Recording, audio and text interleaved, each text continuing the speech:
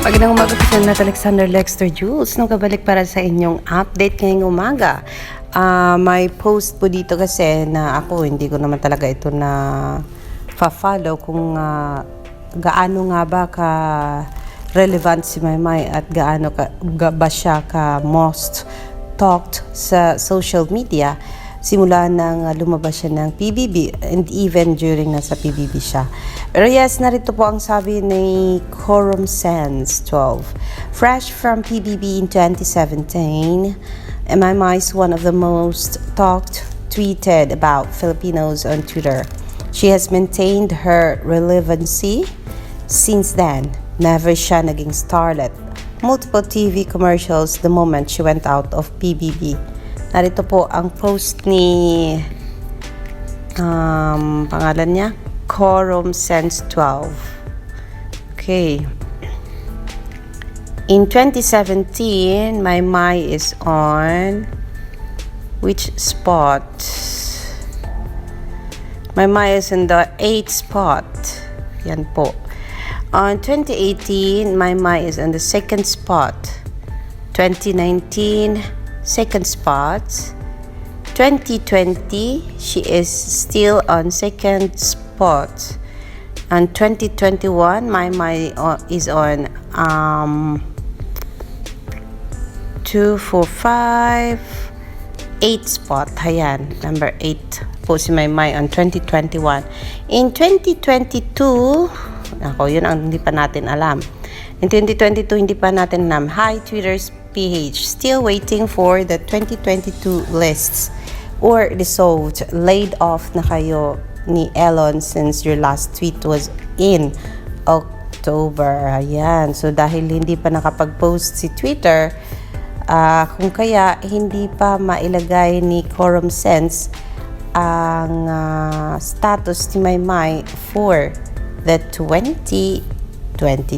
Pero, dire-diretso po from 2017 number 8, 2018 2nd, 2019 2nd, 2020 2nd, 2021 hindi siya pwede kasi 2021 pala ang ginawa nila in alphabetical order. So number 1, of course, in letter A, Alden Richards. Next is Bel Mariano.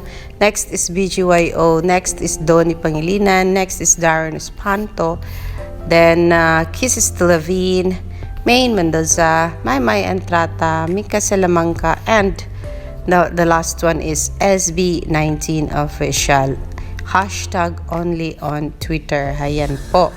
So, yan po. Dahil alphabetical order siya, so si Maymay ay naging pang-8 po siya in 2021. So kung kaya inaantay natin kung sino nga ba ang most talked or most tweeted personality on Twitter or group for the year 2022. Pero dahil nagka-problema nga itong Twitter dahil dun sa Elon Musk, kaya siguro hanggang ngayon ay hindi pa nila matali ang kanilang records kung sino nga ba ang most talked in 2022 and most tweeted personality or group.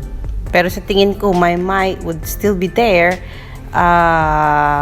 dahil alam naman natin na maraming napag-usapan, though at the beginning of the year ay medyo kukonti ang mga updates ni Maymay, kung kaya kukonti din ang mga napag-uusapan sa Twitter. Pero hindi nagkulang yung mga followers ni Maymay kasi kung ano-anong topic na lang ang kanilang ginagamit para lang mapag-usapan ang si Mary Jel Maymay Entrata, hashtag lang or at matag man lang si Maymay Entrata during sa kanilang Twitter party. So, I think Maymay pasok pa rin sa 2022 most talked or most tweeted account po yan. So yes, yan po ang masasabi nating update natin for today. Since wala pong update si Maymay sa kanyang Instagram. Let me see kung meron na ba. Kasi pag-check ko kaninang umaga, ay wala po. So, ayan po. Wala nga po talagang update si Maymay sa kanyang Instagram for now. So, let's wait. Siguro si baby girl ay busy or traveling. Alam natin na narinig natin na on Sunday, it's going to be a live show. ASAP will be live on Sunday. So we do not know kung makakarating na ba si Maymay niyan or kung nasa Pinas na ba si Maymay and kung nag-i-ensayo ba siya or may rehearsals or what. Kaya alamin na lang natin kung ano kasi Webes ngayon. So 2 days more or 1 day more ay magpo-post na yan si ASAP kung sino-sino nga ba ang aabangan sa ASAP natin to ngayong Sunday. But for now, yan muna ang ating update on Marydale, Maymay, and Trata. Edward is also quiet as of this moment. I do not know nasan ba ang whereabouts ni Edward John Barber. So both of them are quiet. Hindi natin alam kung nag-extend sila sa kanilang mga bakasyon or kung babalik na ba sila sa kanilang mga trabaho on Sunday. Kasi last Sunday ay walang I Want ASAP, wala akong nakita.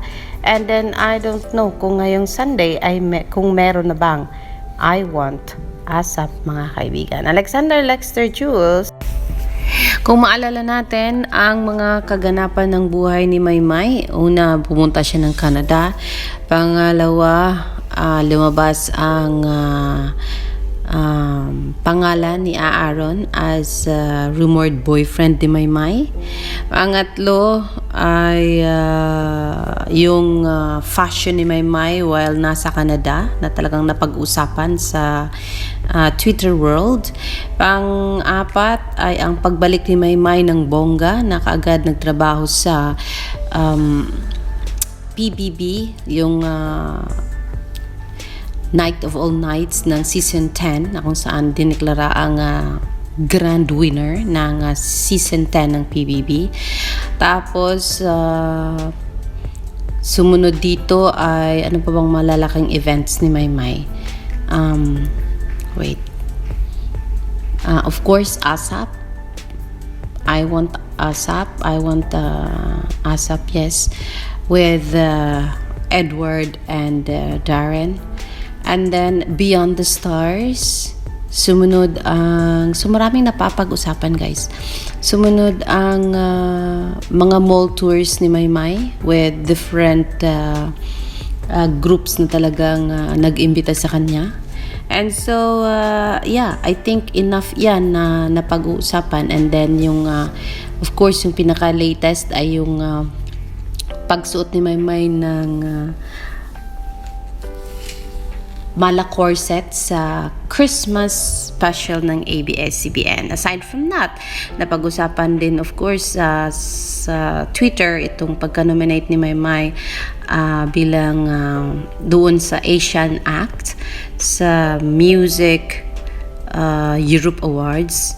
And then yung mga iba't ibang nominations ni Maymay for this year, and lalo na yung pagkapanalo niya ng iba't ibang awards from different awarding bodies. So yan mga kaibigan. And of course, hindi makaligtaan ang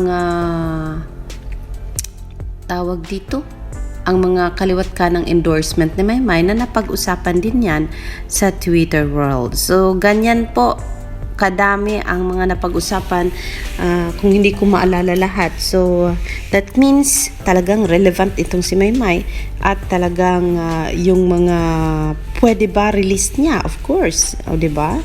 Yung Amakabugera na hanggang ngayon ay ginagamit pa rin at yung pagkabinibining Pilipinas na pagkanta niya. So talagang if ako ang tatanungin, yes, si Maymay ay pasok sa top 10 na napag-uusapan na personality or group sa Twitter for the year 2029. Alexander Lexter Jules, yan lang po muna ang ating update.